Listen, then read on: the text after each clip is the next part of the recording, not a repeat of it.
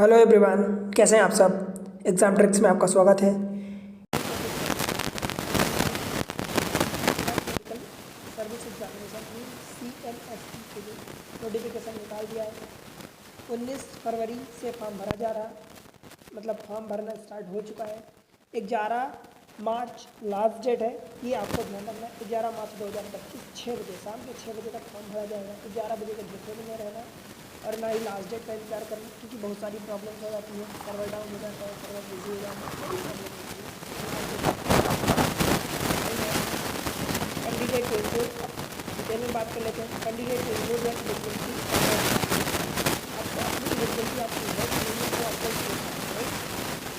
Issue of the admit card will not imply that the candidate has been finally cleared the concern। मतलब कि अगर आपका admit card issue है, that means ऐसा नहीं है कि आप सबमिट सेलेक्ट हो गए फाइनली, ठीक है।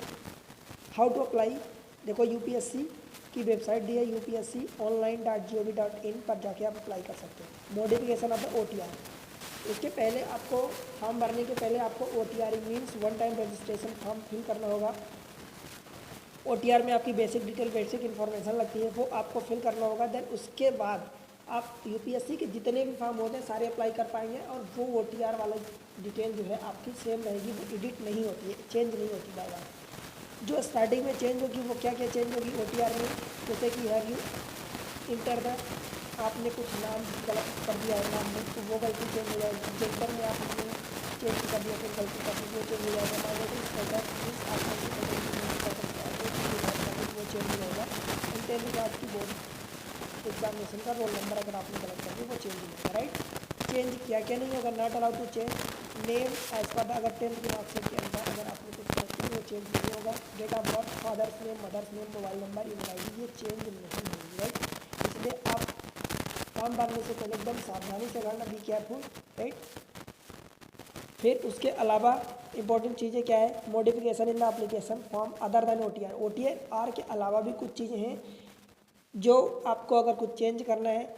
The window will remain open 7 days from the date of the opening of the same, मतलब जब से डेट की ओपनिंग होती है वहाँ से 7 दिन तक, मीन्स या यूँ बात करूँ कि opening open for the 7 days means date of the opening of the same. मतलब जब आपकी डेट एग्जामिनेशन क्लोज हो जाएगी, दैट मीन्स कि 11 मार्च को लास्ट डेट है, तो 11 के बाद 12 तारीख से 18 तारीख यानी 7 दिन की विंडो रहेगी, उस पर आप OTR के अलावा बाकी चीज़ें चेंज कर सकते हैं, right. Last date for the submission of the application, जैसा कि मैं आपको बता चुका हूँ कि 11 मार्च 2025 6 बजे तक है शाम के, right. Penalty for the wrong answer of course negative marking होगी, और वो कितनी होगी मैं बता देता हूँ, 1/3 1/3 की नेगेटिव मार्किंग होगी। मीन्स अगर 1 नंबर का क्वेश्चन है तो 0.33 मार्क्स आपके काट लिए जाएंगे अगर गलत करते हो तो। Online question paper representation portal, ये भी होगा, 7 दिन का होगा, from the next day of the examination date to 6 PM, that means 7th day is fixed for the candidate to make the representation, right. Facility for the counter guidance, अगर कुछ भी problem है तो ये हेल्पलाइन नंबर दिए हैं, आप इन पर कॉन्टैक्ट कर सकते हैं, right. Mobile number, mobile phone क्या बैन होगा क्या नहीं होगा, ये चीज़ें देखना आपको। यस, बहुत सारी चीज़ें मोबाइल फ़ोन ऑन बैन रहता है एग्ज़ाम में, तो ये चीज़ें आपको ध्यान रखना है, ऑब्वियस सी बात है। Instruction in respect of the uploading photograph while filling up the application form, देखो भाई फोटोग्राफ जो है वो आप फॉर्म जब भर रहे हो 10 दिन पुरानी से ज़्यादा 10 दिन से ज़्यादा पुरानी नहीं होनी चाहिए, ठीक है। उस पर आपका नाम और डेट लिखी होनी चाहिए, 2 चीज़ें। तीसरी चीज़ ये कि जो फ़ोटो है उसमें 3/4 एरिया में आपका फेस कवर होना चाहिए, right. Candidate should reach the venue, exam जब होगा तो candidate should reach the venue of the examination well in time at least 30 minutes before the start of the examination, मतलब जब भी आपका एग्ज़ाम स्टार्ट होगा उससे आधा घंटा पहले एटलीस्ट आपको पहुंचना होगा एग्जामिनेशन सेंटर पर, ठीक है। सेंटर ऑफ द एग्जामिनेशन कहाँ कहाँ मिलने वाले हैं, तो देखो भाई 41 सेंटर मिलने वाले हैं, अगरतला, अहमदाबाद, ऐजवाल, बरेली, बेंगलुरु, भोपाल, चंडीगढ़, चेन्नई, कटक, देहरादून, ऐसे करके 41 सेंटर मिलने वाले हैं, राइट।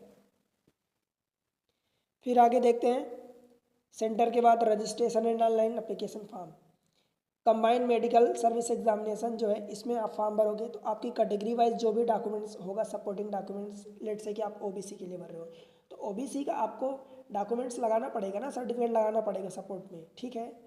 तो वो आना SC ST OBC EWS PWD अथवा ex serviceman, right. The commission shall provide a window of 15 days from the date of the declaration of the result of the written part of the combined medical examination to the candidate qualifying for the personality test. 15 दिन पहले आपको बता दिया जाएगा candidate को कि आप ये क्लियर कर चुके हो, अब आपका इंटरव्यू होगा, राइट। फिर service post of which the recruitment is made and approximate number of vacancy to be filled by the given below, ठीक है। कहने का मतलब कि कहाँ पर कितनी वैकेंसी है, तो देखो कैटेगरी 1 में medical service grade in general deputy medical, general duty medical officer, sub cadre of the central health service, इसमें 226 टू 126 वैकेंसी है। कैटेगरी 2 में 3 टाइप के पोस्ट है, assistant divisional medical officer in railway 450 post है इसमें, general duty medical service in new Delhi municipal council, इसमें 9 post है, and general duty medical officer in grade 2 in the municipal corporation Delhi, इसमें 20 post है। भाई जो PWD कैटेगरी है इनमें से 18 पोस्ट पहले वाले में असिस्टेंट डिविजनल मेडिकल ऑफिसर के लिए है,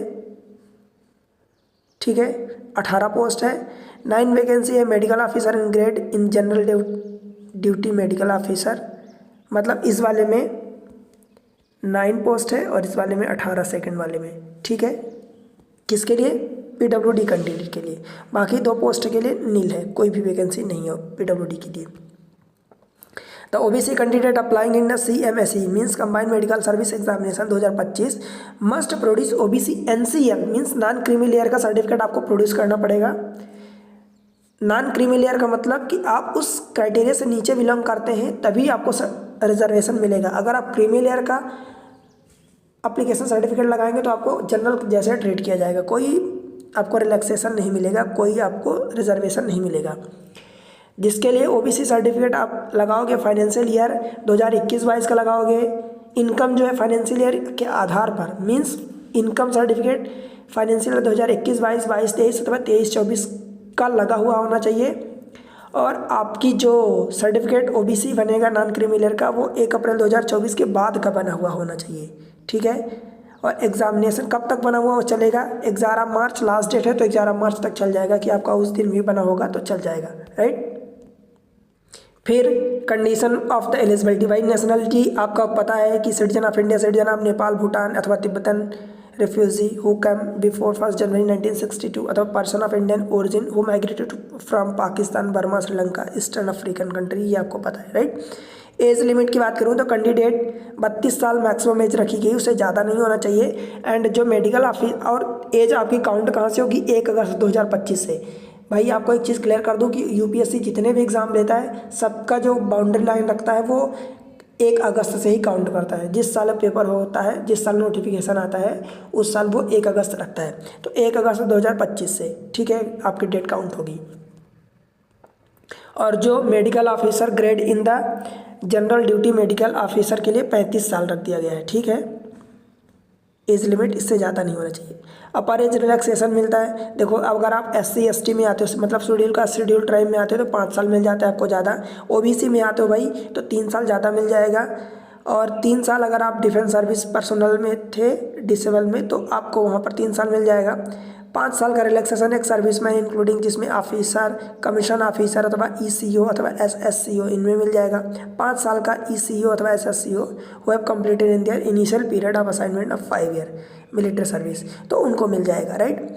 up to 10 year for the PWD means blind अथवा लो विजन के लिए, डीफ एंड हार्ड हियरिंग के लिए, लोकोमोटर डिसेबिलिटी, इन सब के लिए मिल जाएगा, ठीक है।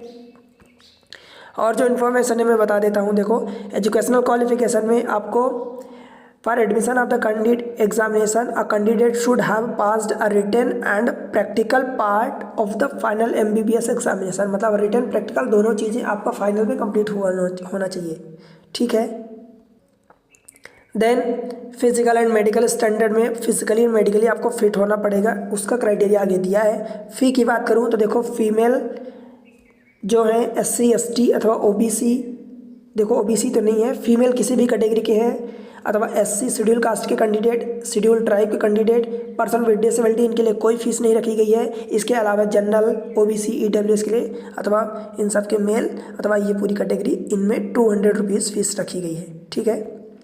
क्लोजिंग डेट 11 मार्च 6 PM तक आपका है, ध्यान रहे।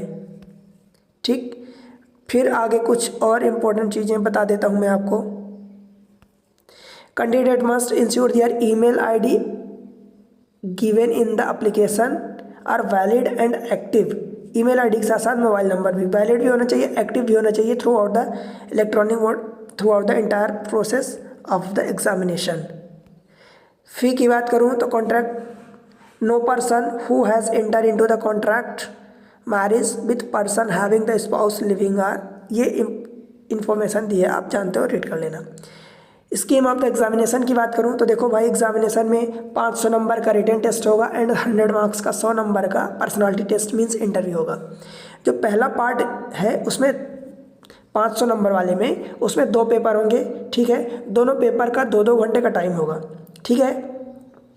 500 नंबर में से दोनों के 250-250 नंबर होंगे, 2-2 घंटे का टाइम होगा। जो पहला वाला पेपर होगा उसमें से जनरल मेडिसिन एंड पीडियाट्रिक्स होगा, जिसमें से पहले में 120 क्वेश्चन होंगे, जिसमें से 96 क्वेश्चन जनरल मेडिसिन के होंगे and 24 question from the paediatrics के होंगे। सिलेबस जो दिया है general medicine including the following.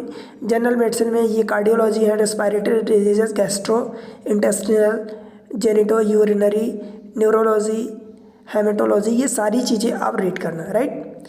फिर उसके बाद जो paediatrics including the following common childhood emergency, basic newborn care, मतलब ये चीज़ें हैं, राइट। फिर जो पेपर 2 होने वाला है उसमें से सर्जरी, गायनेकोलॉजिस्ट एंड ऑब्स्टेट्रिक्स, फिर प्रिवेंटिव एंड सोशल मेडिसिन, ये चीज़ें हैं 3। तो 3 पार्ट में है पेपर 2, तो तीनों पार्ट में टोटल 120 क्वेश्चन होंगे। 120 में से तीनों पार्ट के 40-40 क्वेश्चन होंगे, राइट। आप सिलेबस देख सकते हो इनका, लाइक ये जनरल सर्जरी का ये हो गया सिलेबस। फिर गायनेकोलॉजी एंड ऑब्स्टेट्रिक्स में देखो ऑब्स्टेट्रिक्स के ये सिलेबस दिया है, गायनेकोलॉजी का ये दिया है एंड फैमिली प्लानिंग का दिया है। फिर preventive social and community medicine का ये दिया है, right. General instruction and examination for the examination candidate must write paper in their own hand. खुद के अपने हाथ से लिखा हुआ होना चाहिए, लिखना चाहिए, किसी और के द्वारा नहीं। हाँ, जिनको स्क्राइब अलाउ है, स्क्राइब अलाउ लाइक ब्लाइंडनेस है, लोकोमोटिव डिसेबिलिटी है या सेरेब्रल पाल्सी है, उनको जिनको अलाउ होता है उनको स्क्राइब अलाउ किया जाएगा, राइट।